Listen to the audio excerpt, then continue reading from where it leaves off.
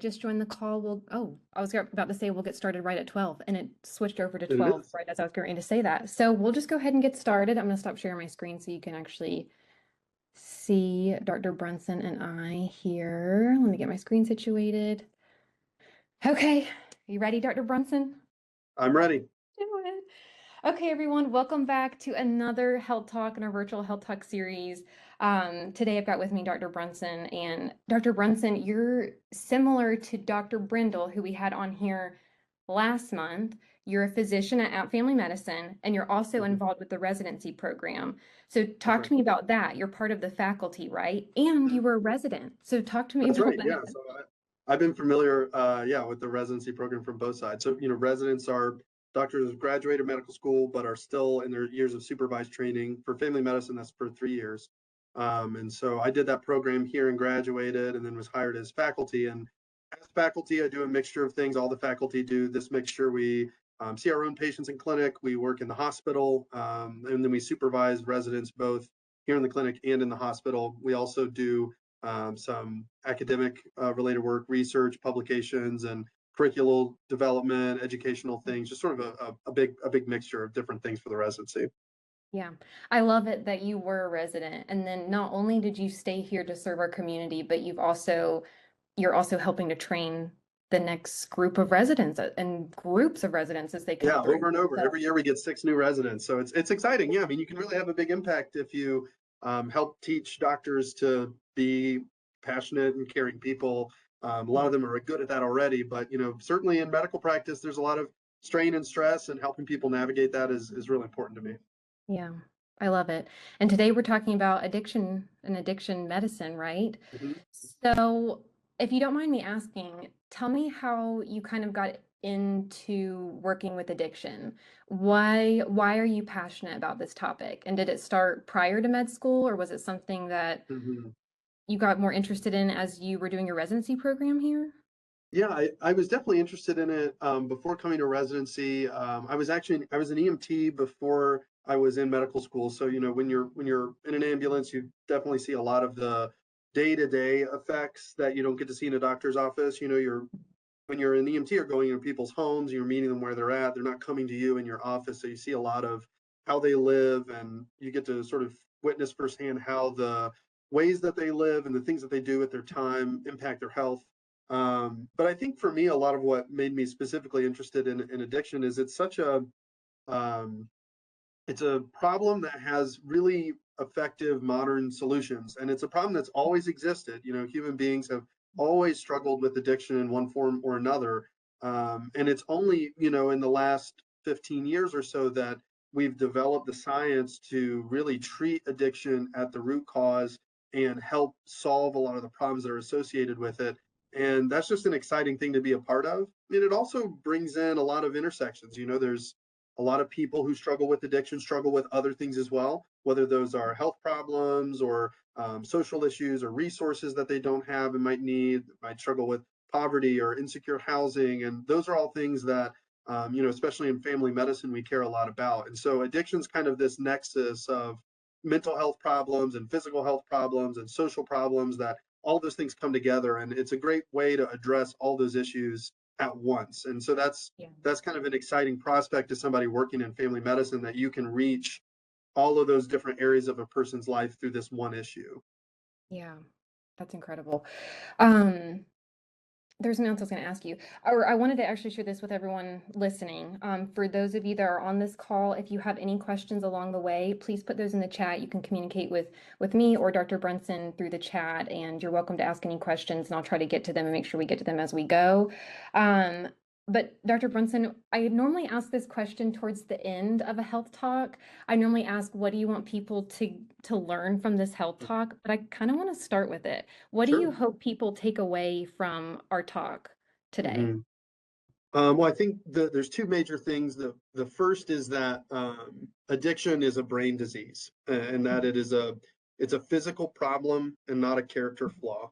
Mhm. The second thing is that it's a treatable problem, and treating addiction looks different depending on the reasons and the substance the person is addicted to. But It's important to emphasize, and I think something that is really helpful for people everywhere to know is that there are resources, especially here in this community, for treating addiction of many different kinds, and that a lot of those treatment plans, I've personally seen it many times. They change people's lives, and not just the lives of the patient that you're treating, but the lives of their family members and their loved ones who also have Right. to struggle with kind of the outcomes from addiction. And so recognizing that, we've had this model of addiction for a long time, that it's a failing on a personal level, that if a person, had enough willpower, if they really wanted to not Mhm. be addicted, they could just stop. And that's something that we've learned through science is just not the case, and that is treatable. I think those are two really hopeful things for people struggling with addiction themselves, or who might have a loved one or someone in their family who's struggling. Mhm. Let's talk more about that addiction is not a choice, but it's a disease. Because I think anyone on this call, if they've been touched or have had someone in their lives that has struggled with addiction, sometimes it's really hard and it's frustrating, and sometimes it feels like it's a choice. Mhm. So talk to me about that and talk to me why it's considered a disease and what's actually happening in the brain that it's Mhm. making it not a choice. Yeah. So there's two components that you have to have to sort of be qualified, or to get the diagnosis of addiction, or in the medical field, what we call substance use disorder.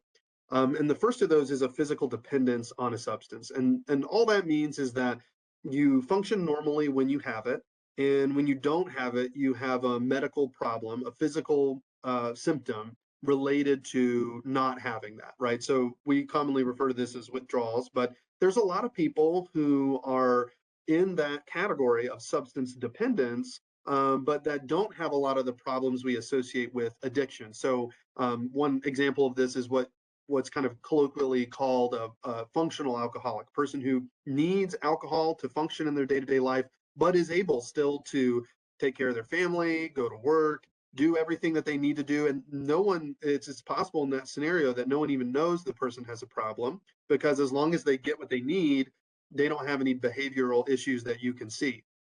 That's the Yeah. first category, is a dependence on the substance. The second is the behaviors that result from that dependence. And so this is where we start to see some of these ideas about choice come into play, because people will act in ways and do things that are out of their character, or that they might not otherwise do, in order to get the substance that they're dependent on. And this is really where we see the brain problem come into play. One of the major factors that puts somebody into a state that we would call addiction is the neurotransmitter dopamine. And a lot of people are sort of generally familiar with dopamine. I think the general conception of that neurotransmitter is that it makes you feel good, that it's sort of like Right. pleasurable. But really, dopamine is more about meaning, and about craving, and about sort of motivation to do things. So our brain uses dopamine for all kinds of things. It uses it to tell us that we need to eat, to tell us that we need to sleep. When we do something that we enjoy, even if that's something that's very healthy, like going on a hike, when we enjoy something, it's because our brain is giving us dopamine and saying, hey, this is good that you did this. It's good that you went on this hike. Yeah. The physical problem of addiction is that it hijacks this dopamine system and kind of tells the brain that the only way you're going to get dopamine is by doing this particular substance, right? Opioids are obviously a big problem in addiction medicine. They've been a major issue in the last 20 years in the healthcare system. And opioids are particularly good at this hijacking this system. It's why they're so addictive, because they can replace the body's natural dopamine with dopamine that comes from using the opioid.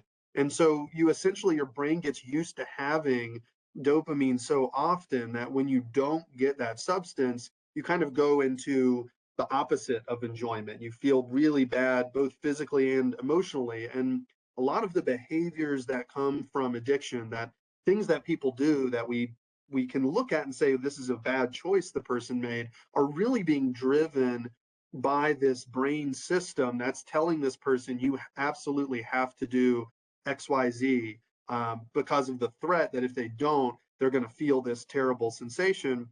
And people will, as they progress from just trying the substance to becoming reliant on it to eventually sort of building their lives around this getting and using whatever it is, those behaviors get worse and worse over time. And that's what we actually use to define and diagnose addiction, is when a person has a relationship to a substance that causes them to engage in these destructive behaviors.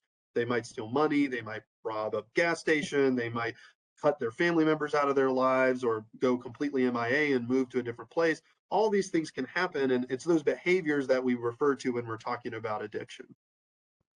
When you're talking to your patients about addiction, do your patients often come to you and say, I'm experiencing these things, or is it typically a family member? Does that make sense?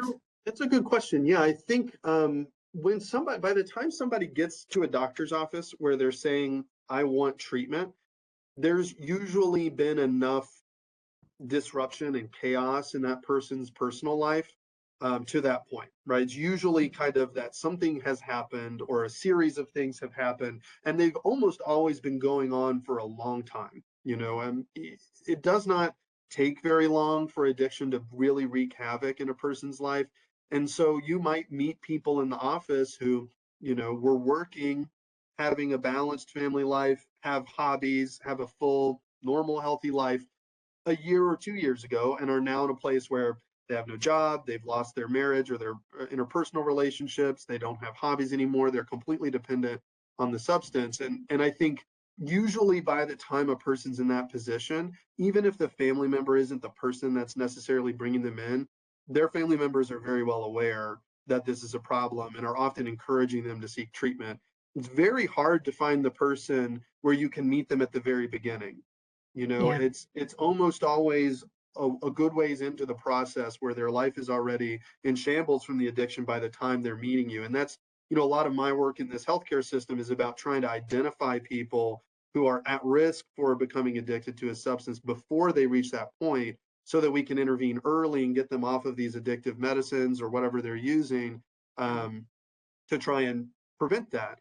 There's quite a few people, and I would say the vast majority of the people that I see who have a problem with the substance don't know that they have a problem because they're getting the substance on a regular basis.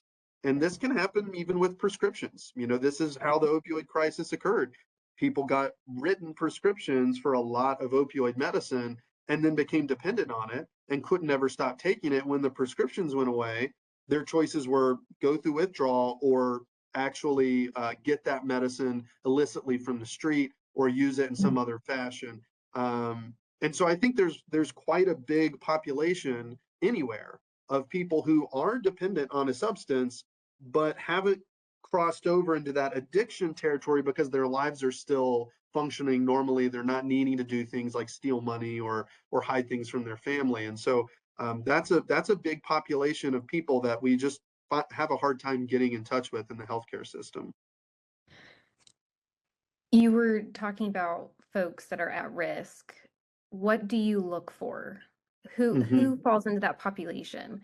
I've kind of always been under the assumption that even addiction can be genetic Hmm. because there's a genetic component in there. So talk to me about that. Who all is at risk? You just mentioned people that are maybe being prescribed drugs, maybe to help with pain or something like that. Hmm. But talk to me about some other folks that are at risk or types of screenings that you may do when you're Hmm. meeting with a patient. Sure. So you're right. There are genetic components to addiction. Unfortunately, we don't have good enough science yet to say exactly which ones are. And in any case, even if we knew exactly what genes put a person at risk for addiction, it's very hard to screen for those problems because there's a very specific tests. And even if you got those tests done somehow, you wouldn't really be able to do much about that, right? Your genes are kind of what they are, and so the genetic component is interesting. It doesn't give us a lot of treatment options. A lot of what we find is predictive of who becomes addicted to a substance is a family history of the same. So that's kind of pointing towards to the genetic component, right? A person who has a parent or multiple parents or were raised in an environment where addiction was a part of their childhood, are more likely to become addicted. And this refers to sort of a broader idea in medicine that are called ACEs. There's an acronym, stands for Adverse Childhood Experiences. And so we know that people who have a high score, who have had a lot of adverse childhood experiences, and those can be things like not having good access to food, or having neglect or abuse in the home, being in the foster system, having a sort of unstable home environment in the early years of their lives, are more likely to develop problems with substance use down the line. Even Yeah. adults have factors that we can look for. People who struggle with poverty or remaining employed, people with housing insecurity. All this really boils down to stress. You know, the body undergoes stress for everybody, but there are certainly people who experience greater degrees of stress, who have major issues in their lives that aren't resolved. And one way to help resolve those problems is to rely on a substance. If Mhm. you're in a really stressful, bad situation where you're spending all of your time looking for food or looking for a place to live, getting a pill or anything that makes you feel better, even just for a short period of time, is very, very valuable. And so the more you get that, the more reliant you become on that, and that puts you at risk for addiction. And so really, when we're trying to find people who are at risk, a lot of the ways we can do that is by finding people who have these underlying problems of a history of abuse or insecurity in their food or in their housing, and all those things can kind of put us in a position where we think, hey, maybe this is somebody who might struggle with this. The other thing we use for opioids specifically is called MMEs. This is just a way to measure how much opioid a person is on. No matter Mhm. what exact pill they're taking, it's sort of a way of measuring the intensity and the amount of opioid they have. And we know from studies on MMEs that there are certain points. You start off at zero and you can go all the way up into the hundreds. There are certain points on the spectrum where your risk for overdose and addiction go up.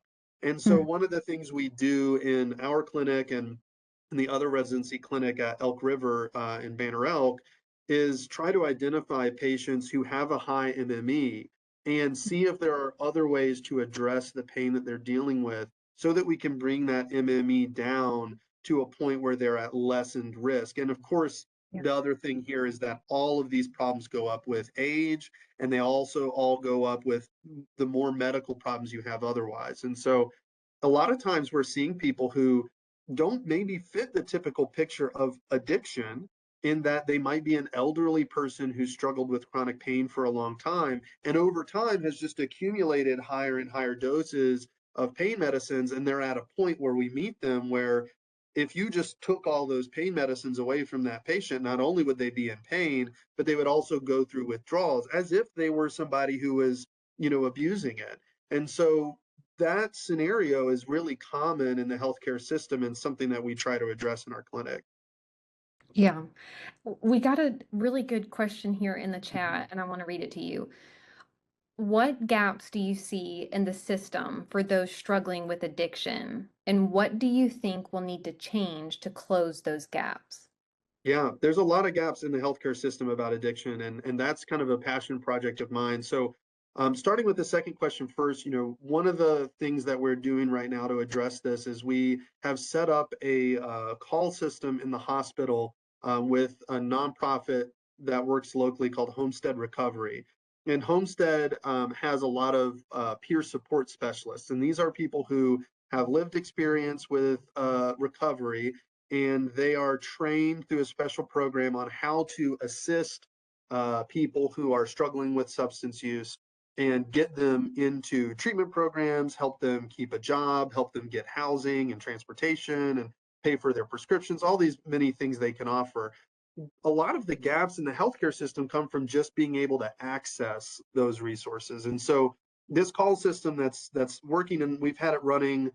We started the program about 3 or 4 months ago, and it's been running since then.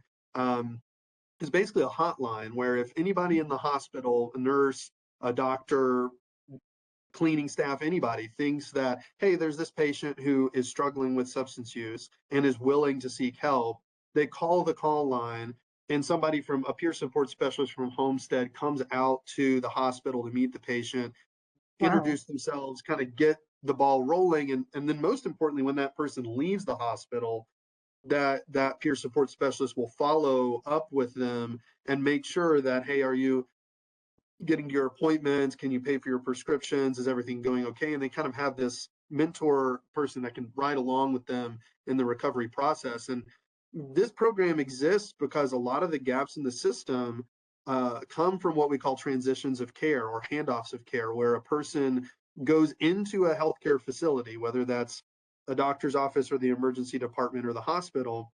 They get appropriate treatment, but then they leave, and there's no system for catching them after they've left.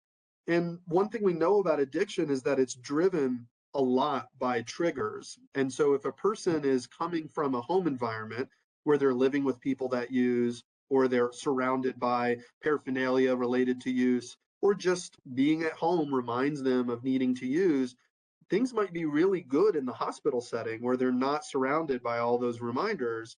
But then when they leave and go back home, everything is still there. And so that person is a lot more likely to relapse. And this is really dangerous.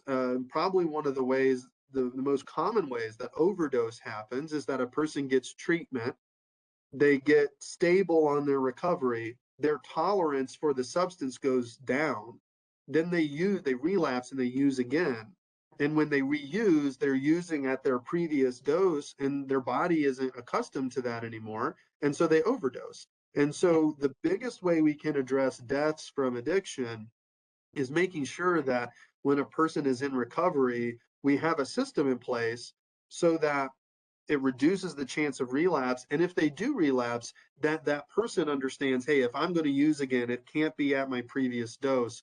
That's really dangerous. And so a lot of the gaps in the healthcare system come from these transitions of care. And then there's also just stigma, right? I mean, there's always going to be stigma about addiction. And a lot of times stigma is hidden, and it's not, you might not meet somebody that says, yes, I think, this person doesn't deserve to be treated well because they're an addict. Most people won't say things like that, but there Mhm. will be sometimes these sort of subconscious beliefs about somebody with addiction that we really have to, as healthcare providers, really have to work to make sure we don't harbor those beliefs, because they do affect how we treat people. And we know from the data that that can cause a person to get subpar care. And so, that's really the gaps and what we're trying to do to close them. Yeah. And having conversations like this and spreading Absolutely, awareness and making sure that educating people in folks. general are aware. Yes. Hmm. Yeah. Another question just popped through, Hmm. and I guess we're gonna kind of jump around some That's topics fine. No, here. please. What should you do if a person refuses help? That's the Hmm. sad part. Yeah, that is a But really difficult position to be in. And we deal with this a lot in family medicine and primary care around addiction, but around other things too. If I diagnose somebody with diabetes and write them a prescription and say, take this, it's going to help control your blood sugars.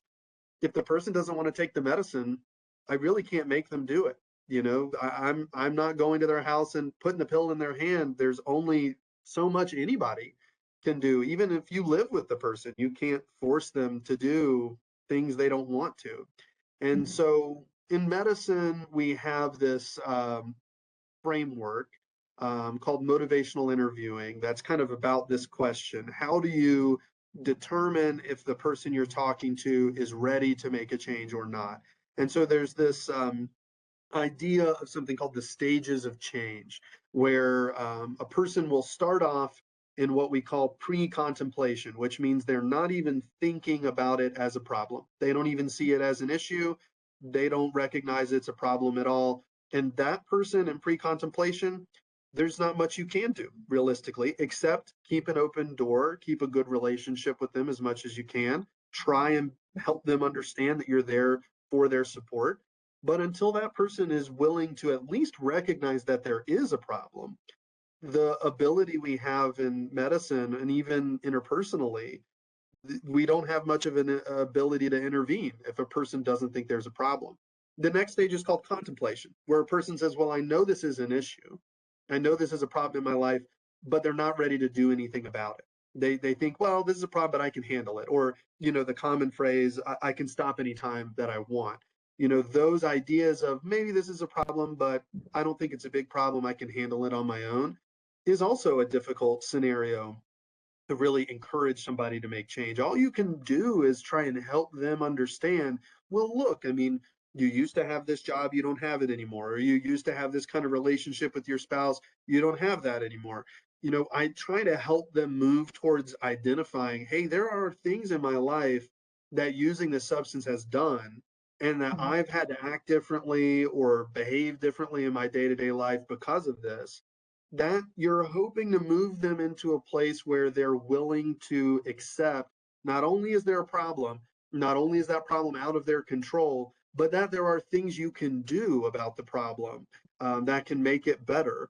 And that's where we actually start being able to intervene and do things that help people. This is a really kind of fundamental issue with addiction, is that so much of it is about behavior, and it's about that person's willingness to do what needs to be done or not. And in my experience and in the data around this, if a person says, I don't even think it's an issue, your chances of getting to the place where you're going to make them do something about it is very low. People need to see that for themselves. Right. And that's hard. That's hard when It is you're extremely hard, especially for family members and loved ones that can see from the outside there's a major issue and maybe even are experiencing direct problems from this. Um, I think anybody who's been in that position knows that you can say what you like and you can try to convince the person, but at the end of the day, it is up to them to engage with treatment and to find a way forward. Are you aware of any local support groups for family members that are supporting a loved one that is struggling with addiction? Yeah, so again, I refer to the Homestead Recovery Group. Okay. They are sort of a hub in the community of, they not only have a lot of resources themselves, but also are really aware of other available resources. Most people are familiar with AA and NA, and of course, those are also here locally. There are other institutions beyond my clinic that do this kind of work. So High Country Community Health, the FQHC, does a lot of work with this topic, as does the health department at App Healthcare.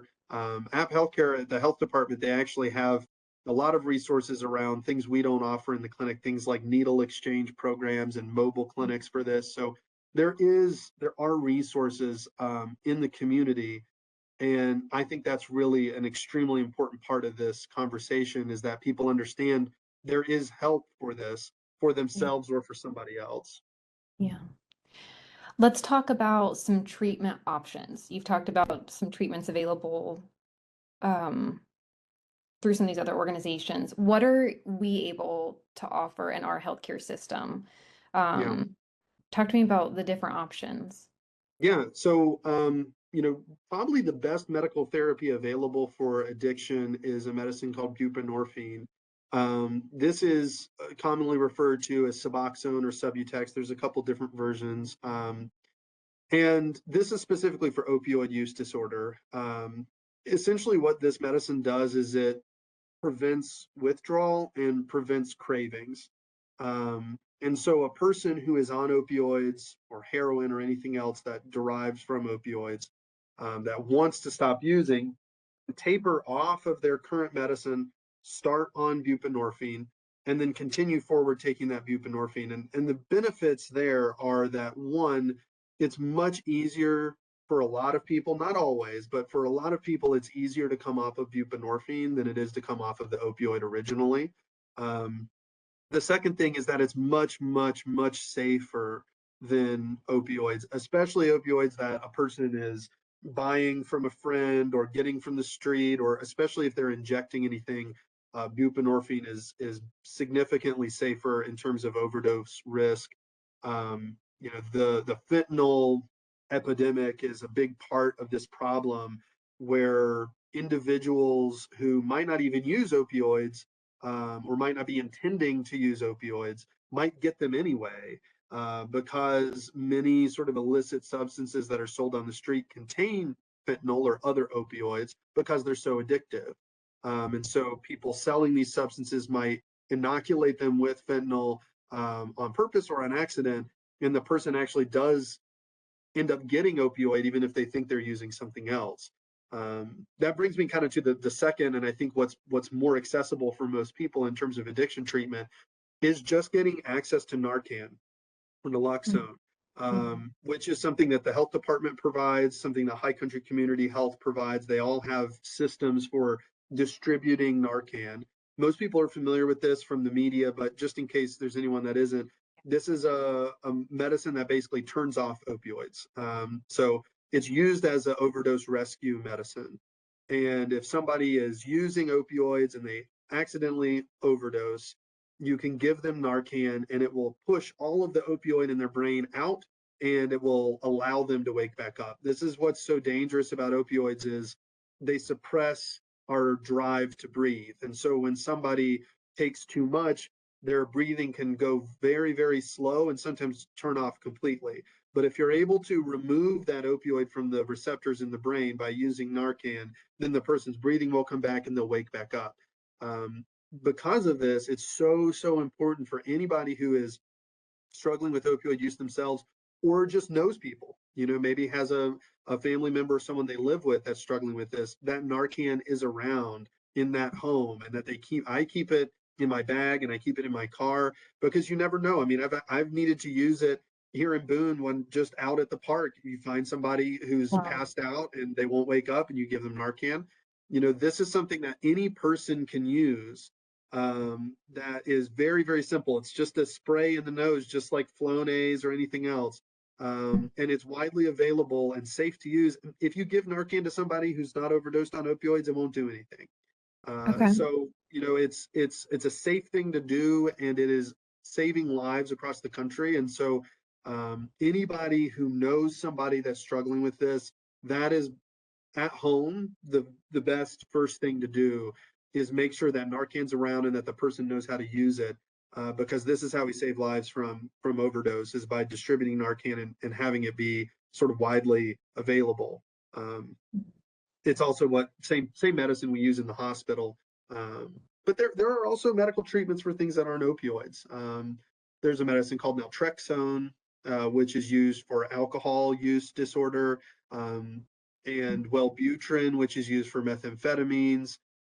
All of these pills, all of these prescriptions, they work in a similar fashion, which is that they reduce cravings. And this is what I meant earlier when I was talking about treating addiction at the root cause. And we know that so much of addiction is about a person having a craving for a substance that they can't control.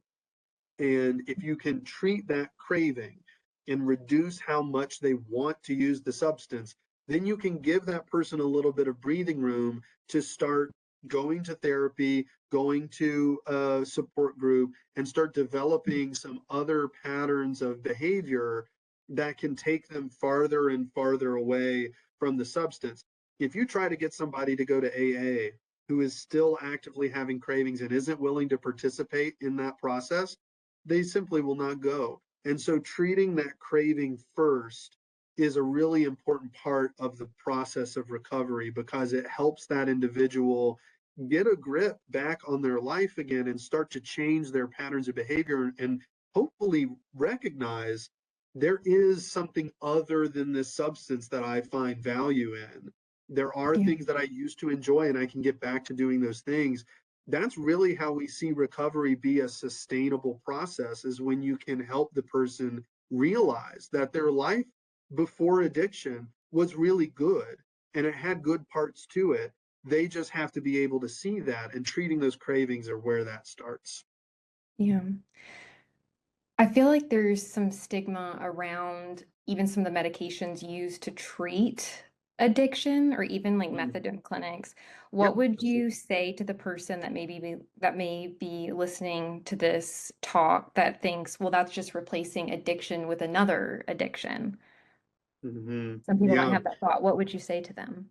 Yeah, and I think what we're referring to, I think when people make that sort of statement about, well, you're just replacing one thing with the other, I don't necessarily think that's untrue. I think we're replacing a dangerous, life-threatening substance with a safe prescribed substance. And while I agree with the idea of the statement, it seems like that statement implies, well, wouldn't it be better if the person wasn't on anything at all? And I also think that's true. I would love it if the patients that I start on Suboxone are able to come off of Suboxone. And in fact, that's why I'm putting them on it, is because my plan for starting Suboxone with somebody is to taper that Suboxone over a long period of time and gradually remove them from it so that they can be substance free.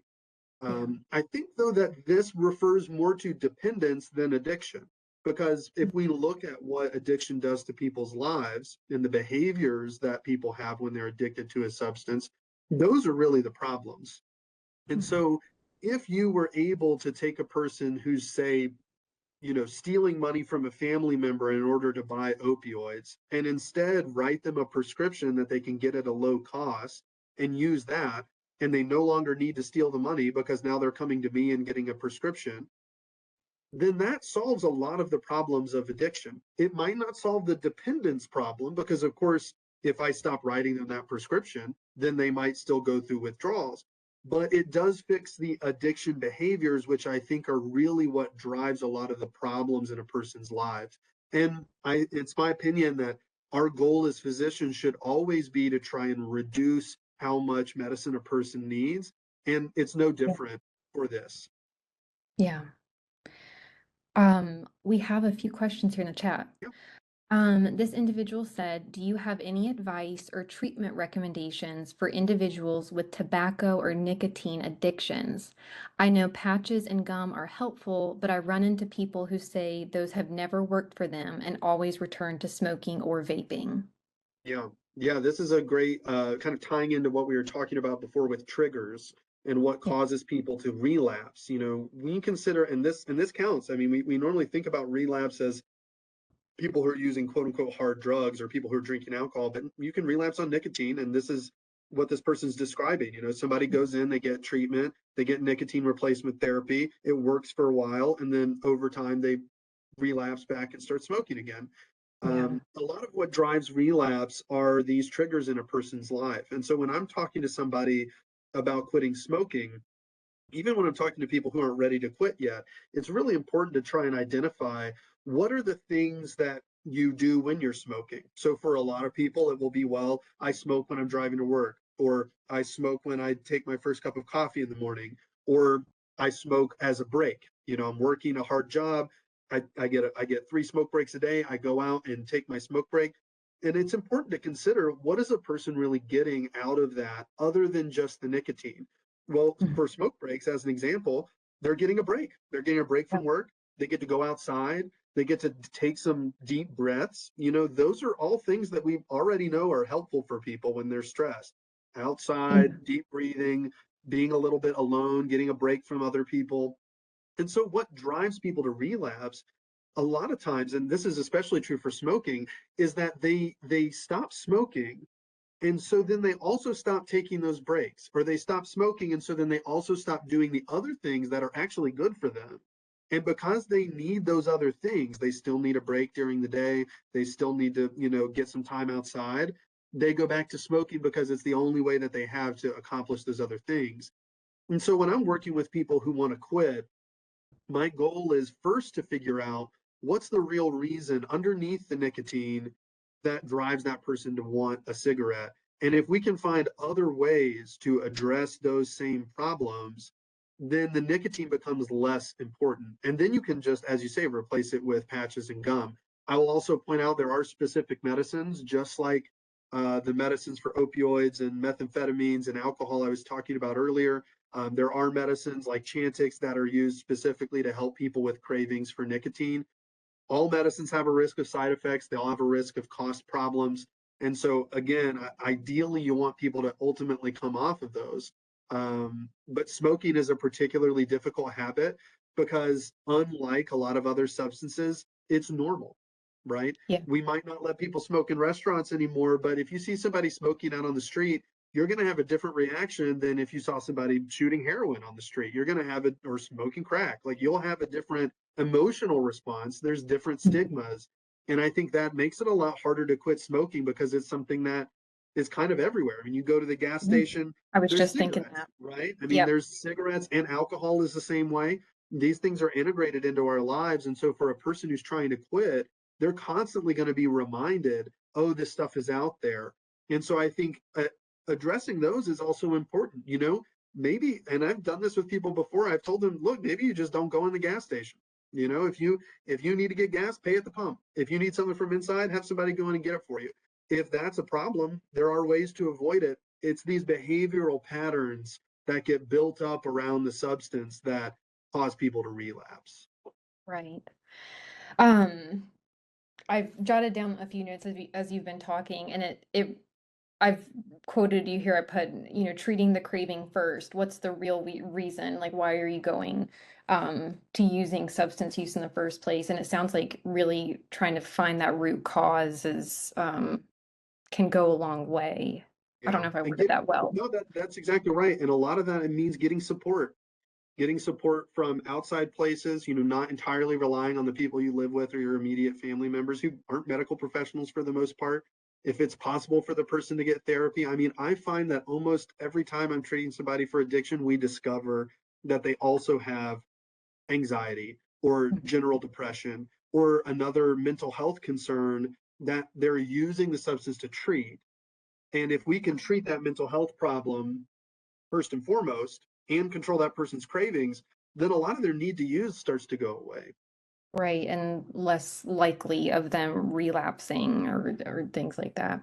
Exactly. We've got another question in here. Mhm. This individual said, would a family member, oh, excuse me, where would a family member get access to Narcan, and are there certain requirements they have to meet?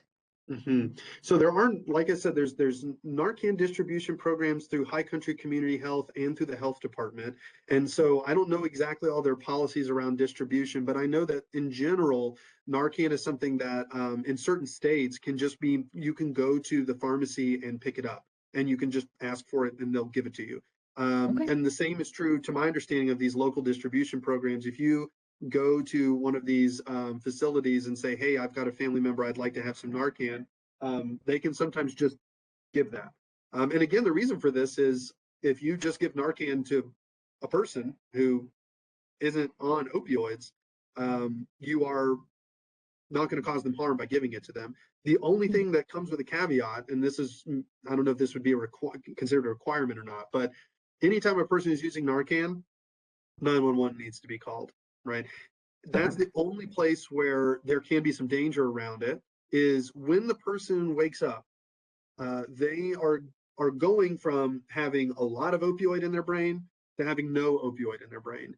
And that's a very dramatic shift. It's a big jump. And so when people first wake up from getting Narcan, they might be agitated, they might be upset, they might be confused. Mm. And there is a medical problem called precipitated withdrawal, where a person goes from full saturation to no saturation very quickly, and this can induce medical problems.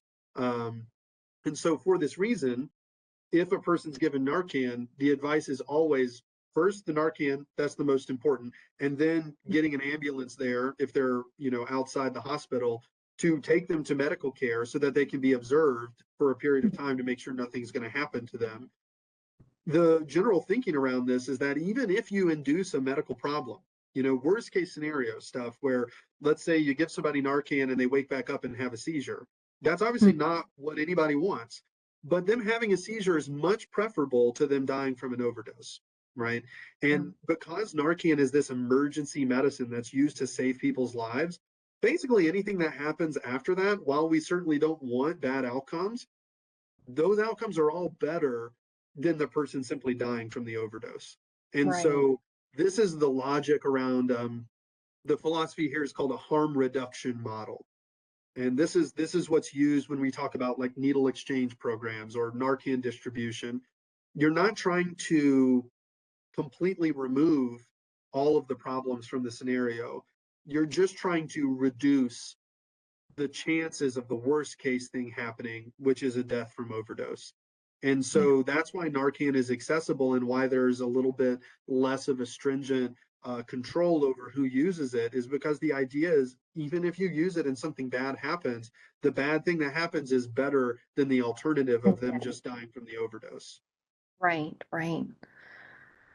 Well, it doesn't look like we have any other questions coming through. And Dr. Brunson, it's already 12:44. We I only can't have believe it. 1 minute It goes left. so I fast. know.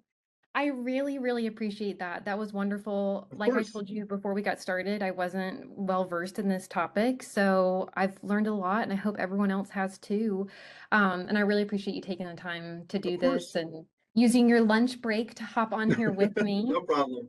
No problem. I'm going to share my screen really quick. This is a screen. Let's see if it will work here. On this screen, this is more information about Dr. Brunson. And if you would like to schedule an appointment with Dr. Brunson, you can visit this QR code or visit our App Family Medicine webpage. And I also wanted to say for those still on the call, as soon as you hop off the call, a survey will flash up on your screen. So please complete that survey and give us your feedback. Um, we'd love to hear your thoughts. But thank you again, Dr. Brunson. I Of really course. appreciate it. Thanks so much for having me. You have a good rest of your day. Thank you. Dr. Brunson, I'm not sure if you're able to see the chat, but people are saying, thank you, Dr. Brunson. Thank you so much. Oh, This was incredibly informative. Thank you. Thank you. Thank you. Lots of thank yous. So, great. Well, you're welcome. I'm happy to be here, and you know how to reach me. okay. Thank you All so right. much. Have a great Thanks, rest of Maggie. your Set this day. up. Thank We'll you, see you later. everybody. Bye.